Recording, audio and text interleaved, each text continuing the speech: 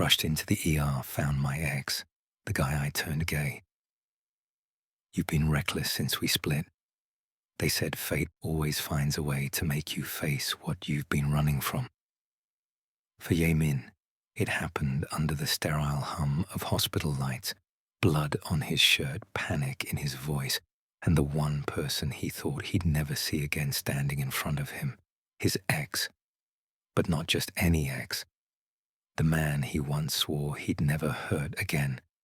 The man who told him, trembling and raw, "You made me feel things I wasn't supposed to." And now, that same man stood in scrubs, gloves tight around his fingers, eyes unreadable, as he said, whisper tone, "Why is it always you, Jamin? Why are you always the one who ends up here? This isn't just a reunion. It's a collision of love, regret, and everything left unsaid. In this BL webtoon-style love story, secrets bleed out as fast as the wounds, and the question isn't who hurt who first. It's whether either of them can heal again. Jamin was never meant to end up in the ER that night, 25, restless, and chasing something he couldn't name. He'd spent the last year throwing himself into things that hurt, fast cars, faster nights, and empty faces. Once upon a time, he'd been different, grounded, gentle. But that was before Seojun. Seojun had been everything Jamin wasn't, calm, precise, almost painfully responsible. The kind of man who color-coded his life, who made schedules even for sleep. A medical resident, working brutal hours but always finding time for the small things, like making sure Jamin ate or leaving quiet notes on the fridge. You matter more than you think. Their love had burned bright but too fast. Jamin had been the storm, Seojun the shelter. But storms, no matter how beautiful, always leave damage. The breakup was inevitable, a fight about nothing that turned into a fight about everything. Jamin's recklessness, Seojun's control, a slammed door, a last look, and silence that stretched into months. Softly, Seojun had once told him, "You make me feel like I'm learning to breathe for the first time." But after the breakup, it was Jamin who forgot how. Now, a year later, Jamin was a ghost of the boy he used to be. There was a time when laughter had come easily to him, loud, contagious, reckless in the way only youth allows. His world had color then, the golden warmth of morning coffee, the soft blue of Seojun's scrubs tossed over a chair, the quiet grey of a dawn they'd watched together after an all-night study session. But that color was gone now. Everything had dulled into a muted palette of survival. He lived in a one-room apartment above a convenience store that smelled perpetually of fried oil and cigarettes. The wallpaper peeled near the window, the radiator clanked all winter, and the ceiling leaked when it rained. But Jamin didn't care. He'd stopped caring about a lot of things. The days were simple, almost mechanical. Wake up late, splash cold water on his face, deliver packages until his legs ached, bartend until dawn, collapse on the mattress and stare at the ceiling until exhaustion finally dragged him under. No dreams, no peace, just motion. Because if he stopped moving, he'd have to feel. And he couldn't do that, not again. Sometimes, between deliveries, he'd catch his reflection in shop windows and startle.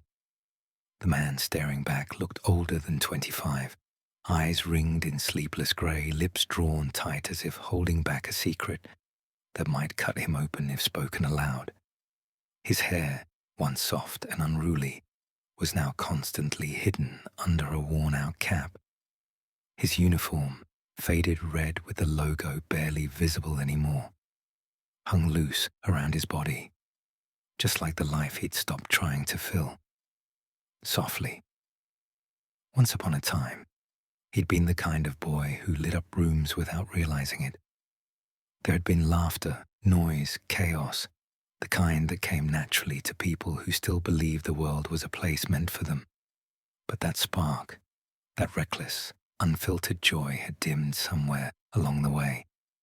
Now, he moved through the city like a ghost with a delivery bag, his life measured in stops and signatures. Once, he'd had a spark, a kind of untamed brightness that even Seojun used to tease him for. "You walk like you own the world," Seojun had once said, his voice somewhere between admiration and amusement, smiling against Jaemin's shoulder as they walked along the river path at midnight, like you're daring it to break you. Back then, Jaemin had laughed, really laughed, his whole face lighting up, unaware that one day the world actually would take him up on that dare. He could still remember that night. The bridge lights reflected off the Han River, flickering like a string of candles, and Seojun's hand brushed his, hesitant, testing, a question written in the warmth of their skin. It was the kind of moment that doesn't announce itself as important until much later, when it becomes the one memory that won't fade. Dramatic pause. Now, that same city looked different. It was colder somehow, sharper around the edges. Even the river seemed to run quieter, as if it, too, had learned to hold its breath. Jaemin had learned a lot in the years since he and Seojun had fallen apart. He'd learned how to live on cheap coffee and instant noodles, how to keep his head down when old friends passed him on the street, how to stop checking his phone for messages that weren't coming.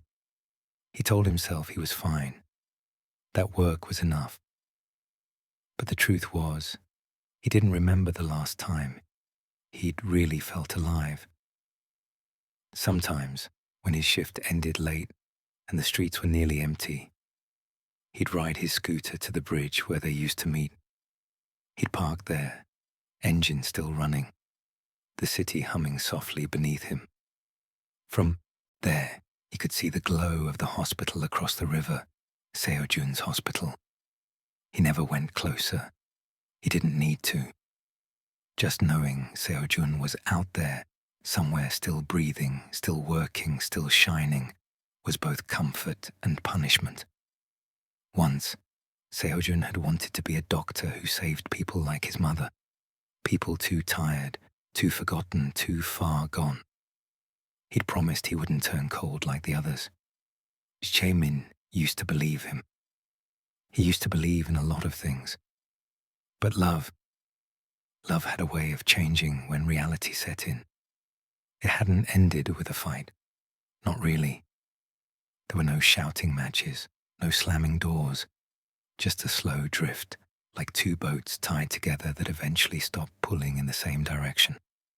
Seojun had started his residency swallowed by sleepless nights, and Jaemin's delivery job had become his whole existence. Different worlds, different clocks, and when time doesn't align, even love runs out of breath. He still remembered the last time they'd seen each other properly. It was raining, not hard, but steady, the kind of rain that blurs everything into grayscale. They'd met outside a cafe near the hospital. Seojun had looked exhausted, eyes heavy, his white coat wrinkled. "I can't keep doing this," he'd said quietly. And Jaemin, who'd already known it was coming, had just nodded. "Yeah," he'd whispered. "Me neither." They hadn't even hugged goodbye. He'd walked away first, and maybe that's why it hurt more, because Seojun hadn't called him back. A year later, the world had become smaller. Narrow apartments, narrower chances. Each day bled into the next. Deliveries, returns, traffic lights, deadlines. And yet, sometimes between those empty hours, he'd see something that reminded him of what they used to be. A pair of med students laughing outside a clinic. A song that played in the convenience store where they used to buy late-night snacks. A hand on someone's shoulder, gentle, familiar. Those were the moments that hurt the most. because they reminded him that even though the world kept moving, some part of him was still standing in that rain-soaked street, watching Seojun disappear into the crowd. One night, while driving through the neon-lit streets, rain began to fall again, sudden and sharp. He should have pulled over. He should have slowed down. But he didn't, because for once, he wanted to feel something real. The wind hit his face like tiny knives as he sped through the intersection. The city lights smeared into streaks of red and gold. Then, tires screeched. A horn blared, metal folded into metal. The sound wasn't cinematic. It was brutal, final, too loud for one heartbeat to hold. The world spun, the air filled with glass and silence. Then, darkness. When he woke, everything smelled like antiseptic and smoke. The ceiling above him was white too, bright, almost unreal. He tried to move, but pain shot through him like a live wire. Something in his chest burned, and then a voice. Jaemin? He thought he was hallucinating. But no. That voice, low and steady, trembling around the edges, he'd know it anywhere. Seojun, standing there in scrubs, stethoscope hanging around his neck, eyes wide with shock. For a moment, neither of them moved. The air between them felt like the past, heavy, fragile, and impossible to cross. Seojun spoke first, his tone caught between anger and relief. You've been reckless since we split, haven't you? Jaemin tried to laugh, but it came out broken. Guess you were right, he murmured. The world finally broke me. That night became the first in a string of others. Seojun checked on him every day, insisting it was protocol, that he was just doing his job. But everyone in that ward knew it wasn't just professionalism. Sometimes, late at night, when the other patients were asleep, Seojun would sit by his bed. They'd talk, not about what happened, not about why they'd fallen apart, but about small things. The new ramen shop downtown, the cat that used to hang around Jaemin's building, anything that wasn't them. But the silence between words said everything. Days turned into weeks. Jaemin healed, slowly, painfully. And in that sterile, too bright room, something began to shift. Seojun wasn't the same man he used to be. The kindness was still there, but it was quieter now, tempered by the world. The smile he used to wear so easily now came with hesitation, like he'd forgotten how. And yet, every time their eyes met, the years between them seemed to fall away. Every apology they never said hung in the air like static. One evening, Jaemin caught him lingering by the window. You still think I'm reckless? He asked softly. Seojun didn't look at him. I think you stopped caring, he said. And that's worse. Jaemin swallowed hard. Maybe I just didn't know how to after you. For a second, the only sound was the monitor's steady beep. Then Seojun turned, and the look in his eyes was something between ache and forgiveness. They never talked about getting back together. Maybe they didn't need to. Sometimes love doesn't need to be restarted, just recognized. On his last night in the hospital, Seojun came to check his IV one final time.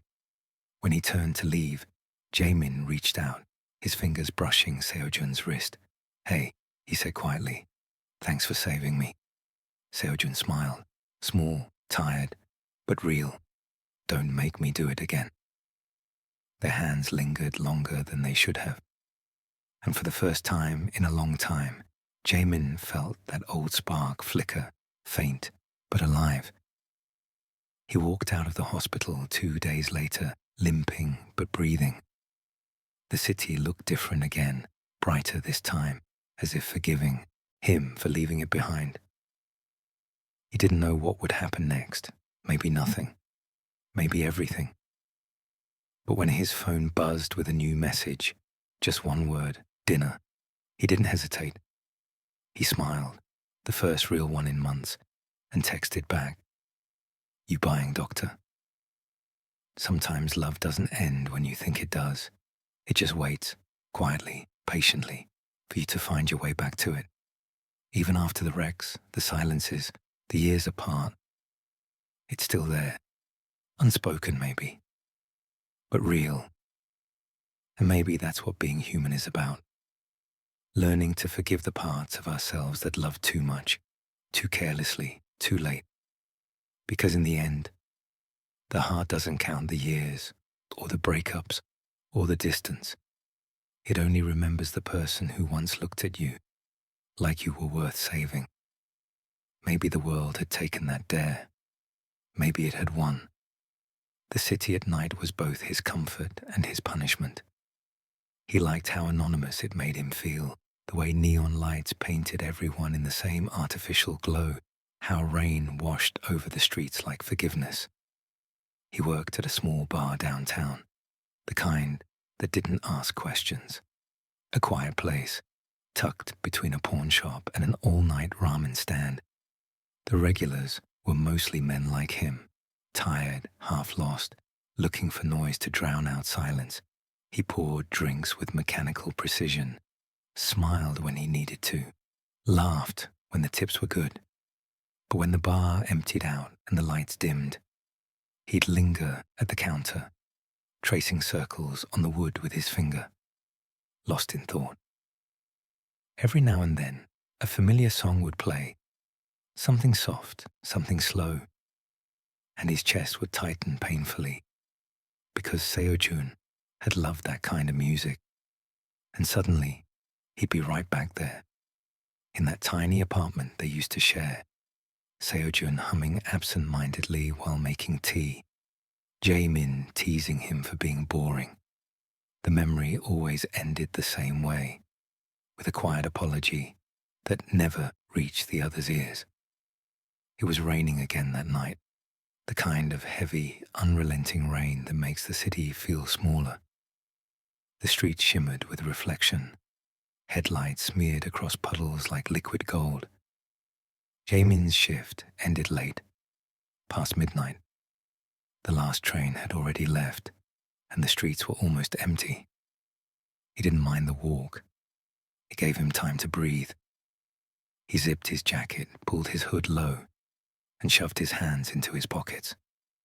His phone buzzed once, an overdue payment reminder. He ignored it. He crossed the intersection near the old bridge, the one where the lights always seemed to take too long to change. He waited, tapping his foot, watching the rain blur the red glow of the traffic signal.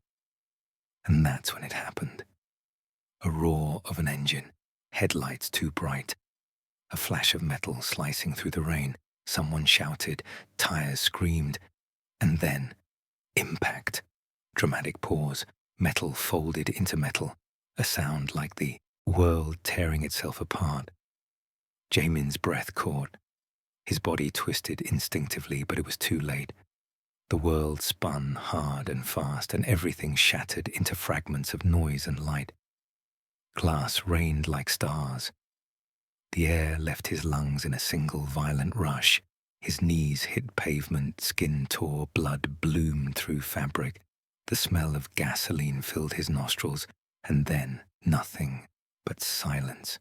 He didn't know how long he was out. Maybe seconds, maybe hours. When he opened his eyes, everything was disorienting, the rain falling sideways, sirens echoing faintly in the distance, his vision unfocused. His first thought wasn't, "Am I okay?" It was, "I can't breathe." Pain roared through his ribs. He tried to move, but his body refused. His hand twitched, reaching for something that wasn't there. For a heartbeat, he thought he saw Seo-jun's face, blurred, familiar, impossibly close. He blinked, and it was gone. The edges of the world grew soft, like the rain itself was pulling him under. Softly, "I'm sorry," he whispered to no one. Maybe to himself, maybe to Seo-jun, maybe to the version of him that had believed love could fix everything. When the sirens finally came, he was half conscious. A voice shouted instructions.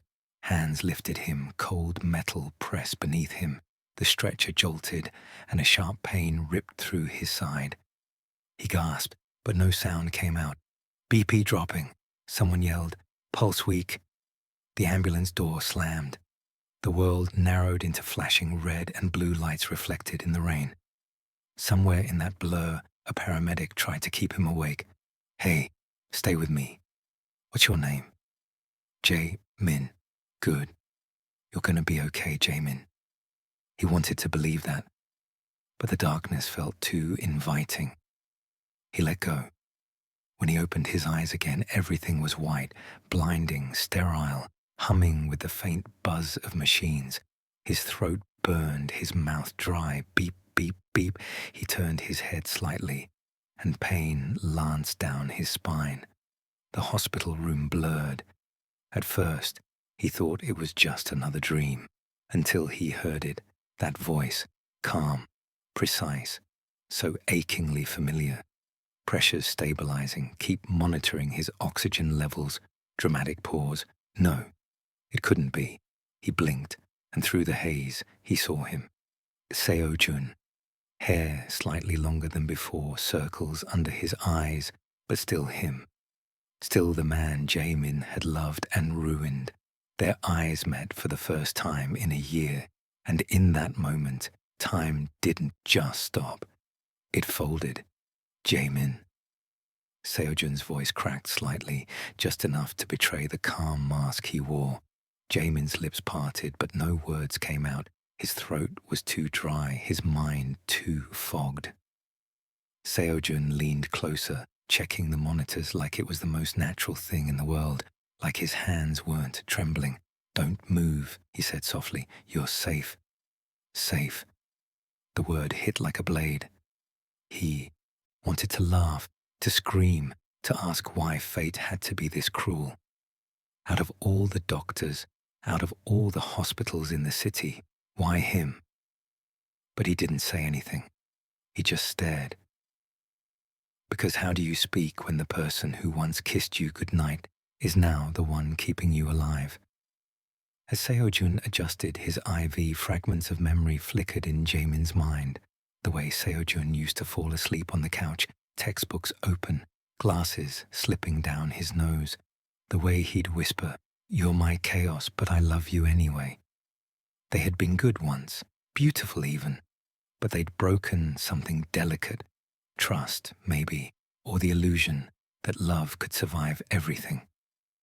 Seo-jun had left after one final argument, voice shaking as he said, "I can't save someone who doesn't want to be saved." And Jae-min, he hadn't asked him to stay.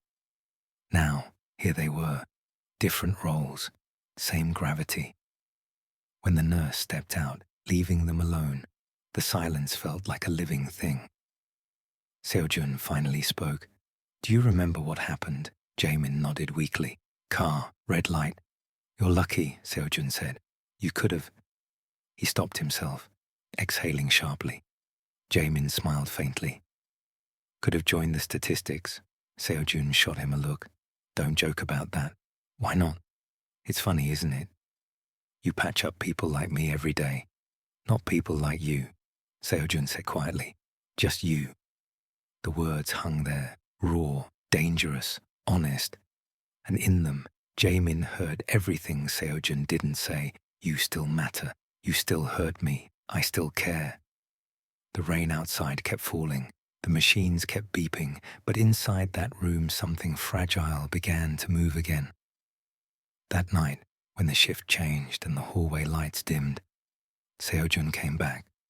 Not as a doctor, but as someone who still hadn't learned how to stop loving. He sat by the bed, silent. Jae-min stirred, half asleep, murmuring something about the accident. Seo-jun brushed a strand of hair off his forehead. His fingers hesitated, trembling slightly. "You idiot," he whispered. "You could have died." Jae-min's lips twitched. "You'd miss me if I did." Seo-jun didn't answer. He didn't need to. The monitors hummed softly in the background, steady and rhythmic, like a heartbeat that refused to give up, and for the first time in a long, long while, neither did they. Love doesn't always come back clean. Sometimes it comes bleeding, broken, limping through the rain. But when it does, it reminds you that maybe, just maybe, you were worth saving after all. And when it stopped, when the sirens howled and the stretcher moved, the world blurred into sterile white light. He didn't know where he was until he heard it, that voice, calm, firm. The one that used to whisper his name like a prayer, dramatic pause. BP's dropping, get me a line in now. And just like that, memory crashed into the present. Seo-jun, his ex, the man who once swore he'd stop caring, now standing over him, eyes wide and trembling behind that professional mask. Jamin woke up hours later to the quiet beeping of monitors. His arm ached, his head buzzed, but nothing hurt as much as the realization that Seo-jun was sitting in the corner of the room, chart in hand, pretending not to look. Guess I still make dramatic entrances, Jamin croaked. Seo-jun didn't smile. You shouldn't even be alive, he said softly. What the hell have you been doing to yourself, Jamin? The words hit harder than any wound, because how do you tell the man you lost that he was the last good thing you ever had? I'm fine, Jamin lied. Just a few scratches. Seo-jun stood, closing the distance. His eyes burned. Not with anger, but exhaustion. You call that fine? You've been reckless since we split, drinking, driving, not sleeping. What are you trying to prove? Jamin tried to laugh, but it came out cracked. Maybe I'm just trying to feel something again. Whisper tone. And there it was. The truth neither of them wanted to touch. Seo-jun's voice softened. You don't have to destroy yourself to feel alive. Jamin met his gaze. You left. What else was I supposed to do? Silence. A thick, unbearable silence. Seo-jun looked away first. I didn't leave to hurt you. I left because I didn't know how to love you without losing myself. For a second, the walls of the hospital disappeared. It was just two people standing in the wreckage of what they once were. That night, Seo-jun stayed late, under the pretense of monitoring Jamin's vitals. But really, neither of them wanted to let go of that moment. Between quiet breaths and long silences, the air filled with old ghosts. Jamin remembered the mornings when Seo-jun would hum while making coffee. Seo-jun remembered how Jamin used to laugh, even at the worst jokes. And somewhere between the sound of the rain outside and the rhythm of the monitors, they started to remember how it used to feel to be safe. But the world outside wasn't kind to second chances. Seo-jun's colleagues whispered, patients talked, rumors spread. Isn't that the doctor's ex? The one who wrecked his life? It should have been simple. Finish the treatment, discharge him, move on. But Seo-jun found himself checking Jamin's room more than he should, bringing him soup, sitting by his bed when he was supposed to be on break. And Jamin, with every smile, with every quiet thank you, made it harder for Seo-jun to keep pretending he didn't still care. Softly, one night Jamin asked, Do you ever miss us? Seo-jun froze. I miss who we were, he said finally, before we started breaking each other. But we could fix it, Jamin whispered. People fix things all the time, don't they? Seo-jun looked at him, eyes heavy with all the love he'd been trying to forget. Some things you don't fix, Jamin. You just learn to carry. It happened 3 nights later. A patient coded in the next room. Seo-jun ran out mid-conversation. Jamin, still half weak from recovery, stumbled into the hallway after him.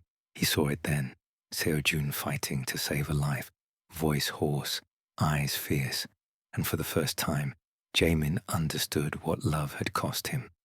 When the chaos settled, Seojun turned, and there he was, leaning against the wall, watching him with quiet awe. Still reckless, Seojun said, shaking his head. Still impossible, Jaemin replied. And before either could think, they closed the distance. The air between them pulsed. Then the kiss. It wasn't soft. It wasn't gentle. It was everything they hadn't said. Every apology, every memory, every almost. Dramatic pause. For the first time in months, they both stopped running. They didn't go back to what they were. They built something new, slowly, carefully. Seojun learned that love didn't mean control. Jaemin learned that feeling alive didn't require chaos. They found a rhythm again, one made of late-night coffees and unspoken forgiveness. And though people still whispered, neither of them cared. Because some love stories don't need to be rewritten. They just need to be continued. Softly, he turned him gay once. Now he made him whole again. On screen text, BL webtoon, hospital romance, second chance love story, yaoi drama. So tell me, was it healing, heartbreaking, or hopeful for you? Drop your reaction below in the comments, and don't forget to like, subscribe, and share for more BL webtoon style love stories every week. Check the description for the full story link and other yaoi romance recommendations. Because sometimes love doesn't end. It just takes a detour straight through the ER. See you in the next story.